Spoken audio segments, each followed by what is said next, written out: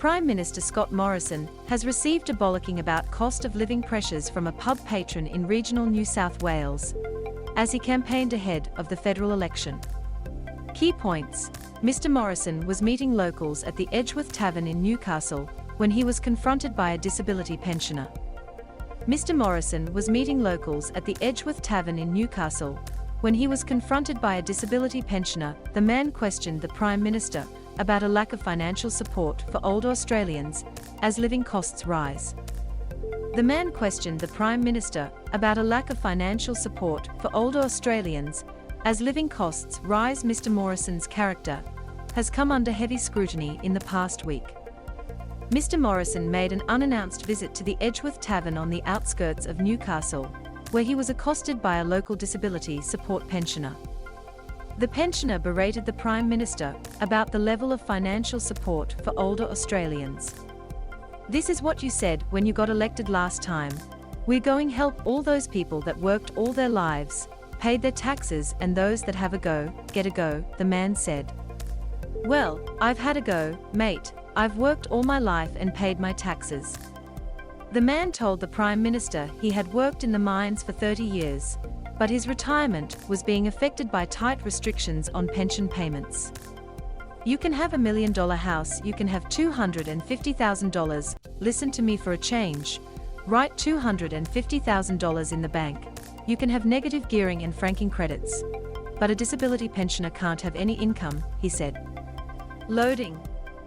He refused to be drawn away from Mr. Morrison, pointing his finger at Thea as he outlined his frustrations.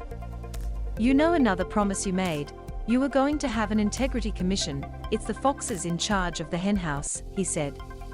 Mr. Morrison offered several times for the man to speak to one of his staff members about the details of his concerns. "You better do something. I'm sick of your bull," the man shouted, at which point Mr. Morrison walked away. Prime Minister Scott Morrison spent the evening in Newcastle. Cost of living pressures a key concern.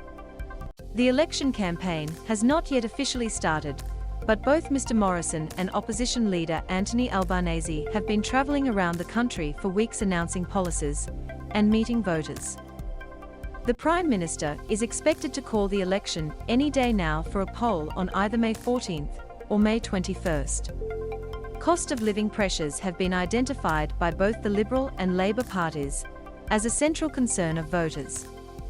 The coalition announced a $250 cash payment for pension recipients in the federal budget handed down last month, a policy criticised by social services organisations as inadequate.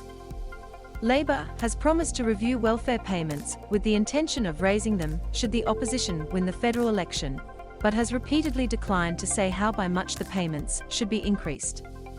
Toke says Morrison lacks credibility. Being on the receiving end of an upbraiding in a pub is far from the only challenge Mr. Morrison has faced this week. His conduct and his character have come under question over both current and historical pre-selection battles in New South Wales. The federal intervention by the Liberal Party that saw Mr. Morrison and two others circumvent local party branches and directly appoint candidates to some seats in New South Wales is facing a High Court challenge. And Mr. Morrison's own pre-selection for the seat of Cook in 2007 is being re-examined, as allegations that he used race to campaign against an opponent have resurfaced. Michael Toke, the man Mr. Morrison eventually defeated for pre-selection, believes his Lebanese heritage was used against him. Mr. Morrison has repeatedly denied the allegations, describing them as a malicious slur. But Mr. Toke has told Channel 10's The Project that said the Prime Minister does not have much credibility now when it comes to the truth. I mean, he has been called out by his own side. Deputy Prime Minister Barnaby Joyce called him not only a liar, but a compulsive liar, Mr. Toke said.